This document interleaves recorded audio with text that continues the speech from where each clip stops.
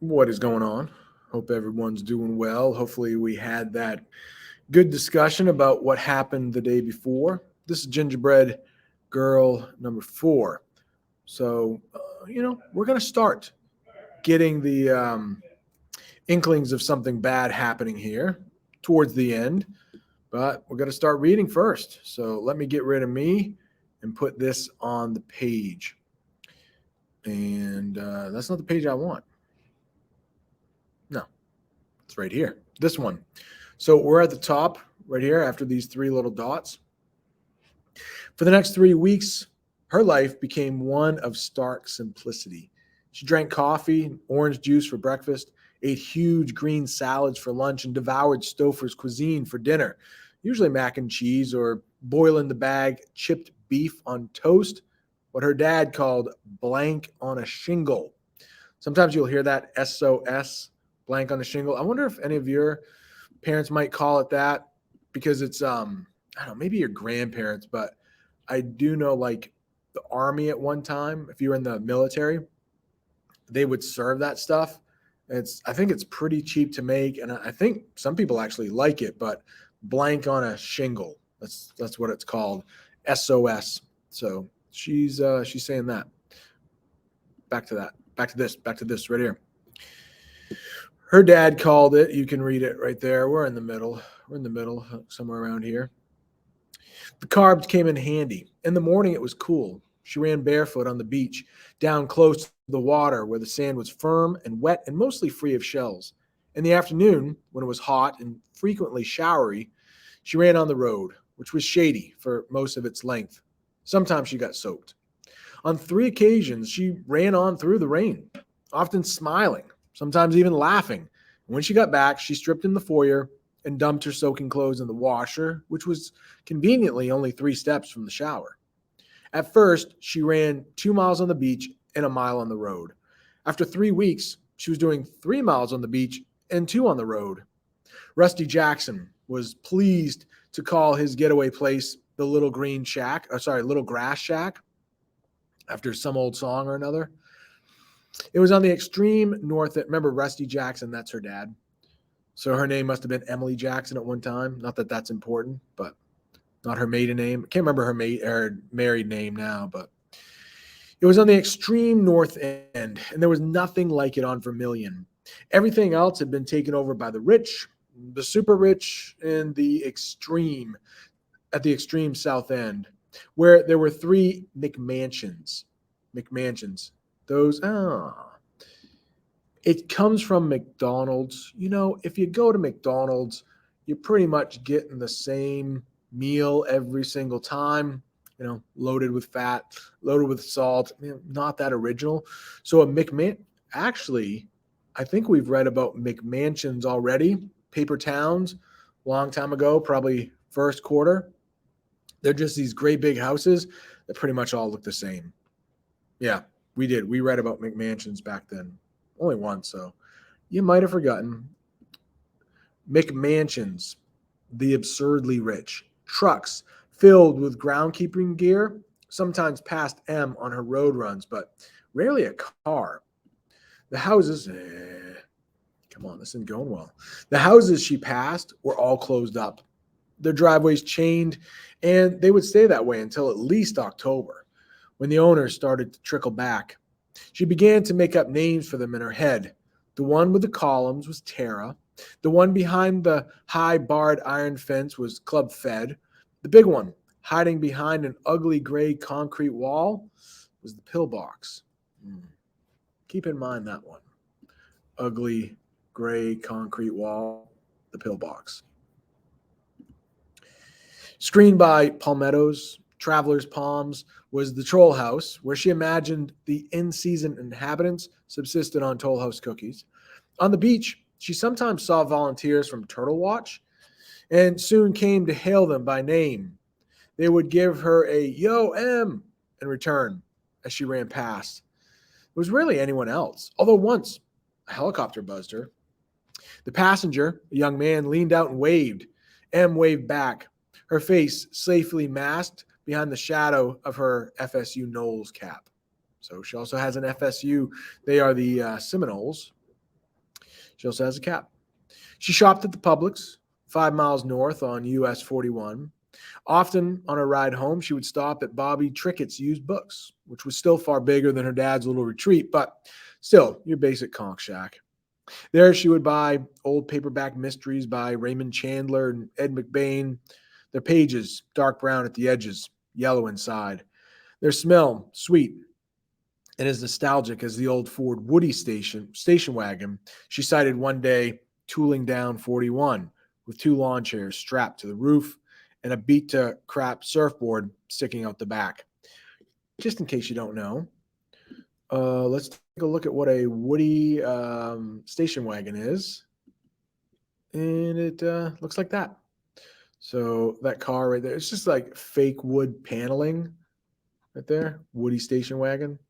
Looks like wood there.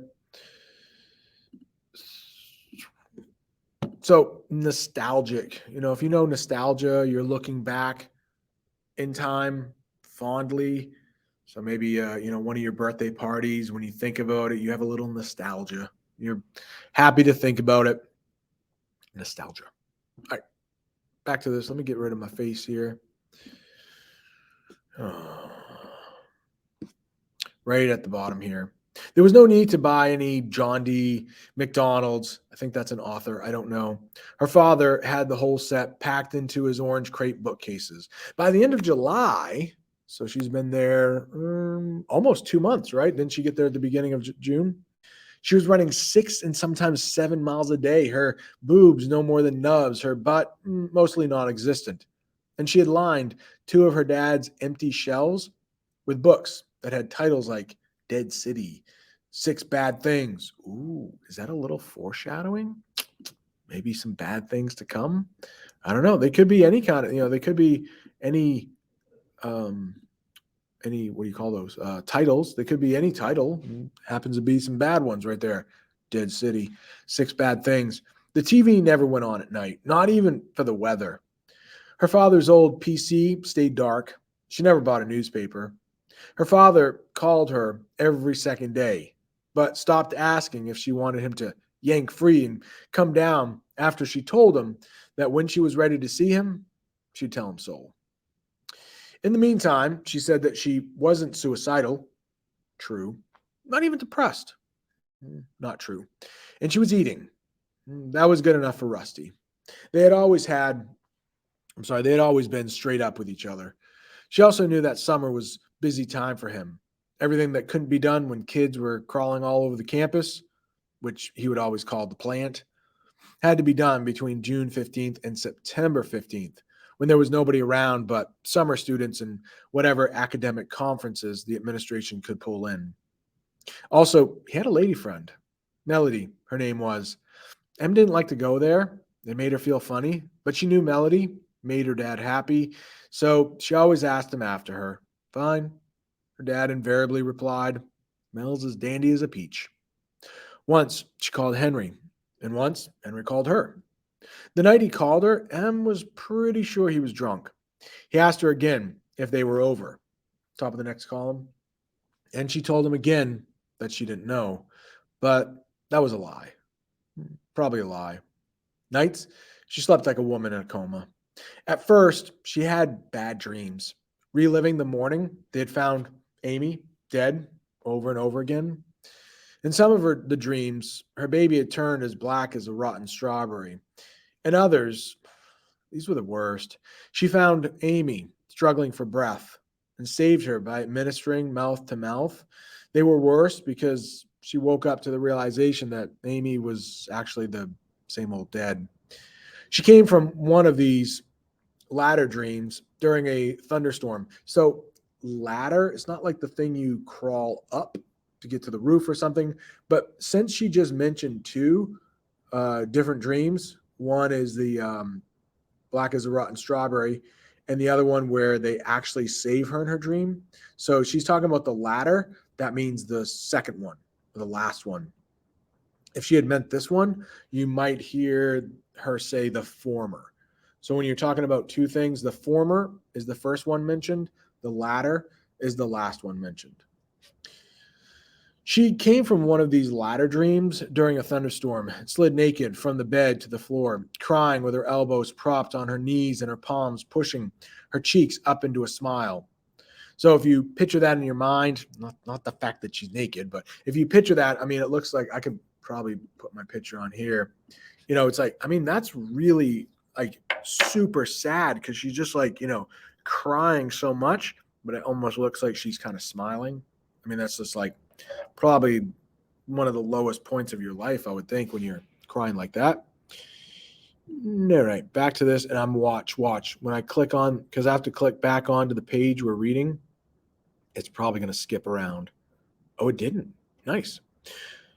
Right at the bottom here, smile, boom. While lightning flashed over the gulf and made momentary blue patterns on the wall. As she extended herself, exploring those fabled limits of endurance, the dreams either ceased or played themselves out, far below the eye of her memory. So with this line here, it does seem like, well, the running, it actually might be helping. When she runs really hard, really fast, gets really tired, she doesn't have those dreams. When she began to awake, feeling not so much refreshed as unwound all the way to the core of herself, and although each day was essentially the same as the day before, each day began to seem like a new thing, its own thing, instead of an extension of the old thing. One day, she woke realizing that Amy's death had begun to be something that had happened instead of something that was happening. She decided that she would ask her father to come down, bring Melody if he wanted to. She would give him a nice dinner. They could stay over. What the hell? It was his house. And then she'd start thinking about what she wanted to do with her real life. The one she would resume on the other side of the drawbridge when she wanted to keep, what she wanted to keep and what she wanted to cast away.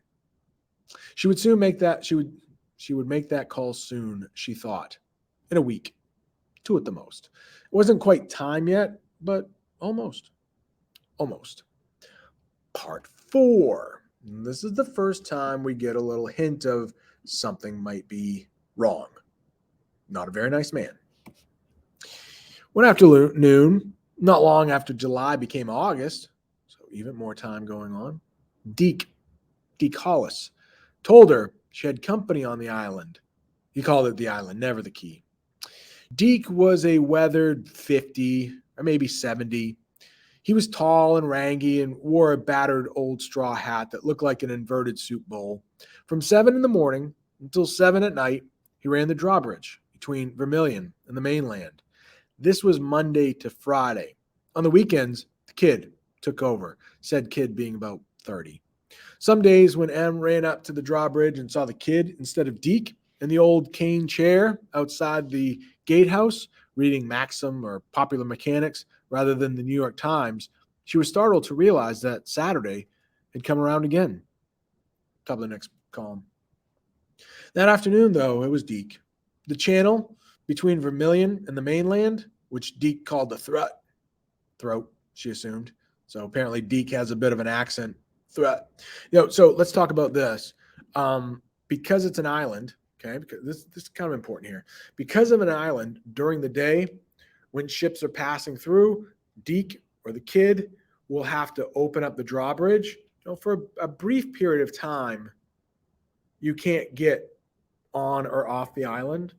So just keep that in mind. But that's what Deke's job is. When a big boat comes through, that's probably not the threat. I don't know how wide that canal is or the river or whatever it is in between, but it's big enough that, or it's low enough that it has to be raised for the boats to come through. All right. So that's what his job is. Monday through Friday, they said. And then the kid's there. Bigger, let's go. All right. This afternoon, though, it was Deke Thrut. There we are. It was deserted and dark under a dark sky. A heron, type of bird there, stood on the drawbridge's Gulf side rail, either meditating or looking for fish. Company, Em said. I don't have any company. No, I didn't mean it that way. Pickering's back. The 366 brought one of his nieces. The punctuation for nieces was provided by a roll of Deke's eyes. and the blue so faded they were nearly colorless. I didn't see anyone, Em said. No, he agreed. Crossed over in that big red Mercedes of his about an hour ago, while you were probably still lacing up your tennies. So while she was still putting on her shoes. He leaned forward over his newspaper. It crackled against his flat belly. She saw that he had the crossword about half completed. Different niece every summer, always young.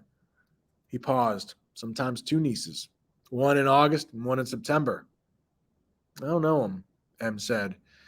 And I didn't see any red Mercedes, nor did she know which house belonged to 366. She noticed the houses themselves, but rarely paid attention to the mailboxes, except, of course, for 219. That was the one with the little line of carved birds on top of it.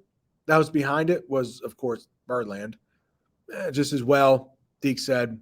This time, instead of rolling his eyes, he twitched down the corners of his mouth as if he had something bad tasting in there.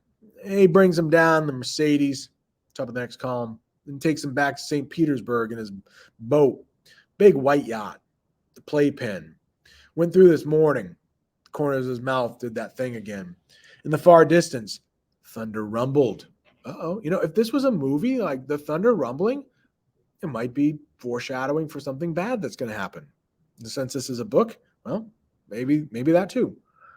So the nieces get the tour of the house, then nice little cruise up the coast, and we don't see Pickering again until January when it get cold up in Chicagoland.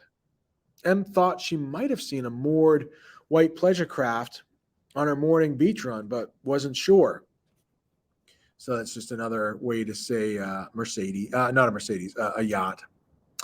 Day or two from now, maybe a week, he'll send out a couple of fellas, and one will drive the Mercedes back to wherever he keeps it stored away, near the private airport in Naples, I imagine. He must be very rich, Em said.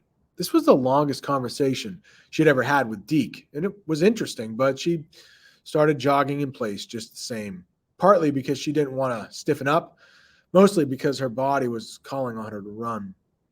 Rich as Scrooge McDuck, but I got an idea. Pickering actually spins his, probably in ways Uncle Scrooge never imagined. Made it off some kind of computer thing, I heard. The eye roll. Don't they all? I guess, she said, still jogging in place. The thunder cleared its throat with a little more authority this time. Ooh, maybe we should stop there. Pause. Stephen King, back to his old tricks. What's he doing there? The thunder cleared its throat with a little more authority this time. English teachers love this stuff because he's using figurative language, trying to make himself more clear in the writing. You might hate it. Sorry. But it's good stuff there. What is that? That's an example of what? Right there. I know you're anxious to be off, but I'm talking to you for a reason, Deke said. He folded up his newspaper, top of the next column, put it beside the old cane chair, and stuck his coffee top on top of it as a paperweight. I don't normally talk out of school about folks on the island. A lot of them rich, and I wouldn't last long if I did. But I like you, Emmy. You keep yourself to yourself, but you ain't a bit snooty. Also, I like your father. Him and me's lifted a beer time to time. Thanks, she said. She was touched. And as a thought occurred to her, she smiled. Did my dad ask you to keep an eye on me? Deke shook his head. Never did, never would. Not RJ style. Remember, what's his name? Rusty Jackson? He'd tell you the same as I am. Though Jim Pickering's not a very nice man. I'd steer clear of him. If he invites you in for a drink or even just a cup of coffee with him and his new niece, I'd say no. If he were to ask you to go cruising with him, I'd definitely say no. I have no interest in cruising anywhere, she said. What she was interested in was finishing her work on Vermilion Key. She felt it was almost done. And I better get back before the rain starts. Don't think it's coming until 5 at least, Deke said. Although if I'm wrong, I think you'll still be okay. She smiled again. Me too. Contrary to popular opinion, women don't melt in the rain. I'll tell my dad you said hello. You said hello. You do that. He bent down to get his paper, then paused, looking at her from beneath that ridiculous hat. How you doing anyway? Better, she said, better every day. She turned and began her road run back to the little grass shack, top of the next column. She raised her hand as she went, and as she did, the heron that had been perched on the drawbridge rail flapped past her with a fish in its long bill. All right, so there's a reason, I read ahead, so I know what's going to happen. But I think there's a reason that the heron, the big bird, you probably know it, the big white bird, we don't have them up here. Actually, I think we do, but they're pretty rare up here, but they're just huge birds. They live usually by water because they eat fish. But the fact that the heron grabbed a fish and had it in its beak, like it captured it, like I think there's a reason. I think there's a reason. Does anybody want to, make any predictions? We'll stop there because we're at like 21 minutes, but I don't know. I think it's going to get good on Friday here. And maybe we'll stop at a good place where it's like a good cliffhanger. You're like, what? No. I'm hoping so. I'm hoping the book becomes a short story, becomes better.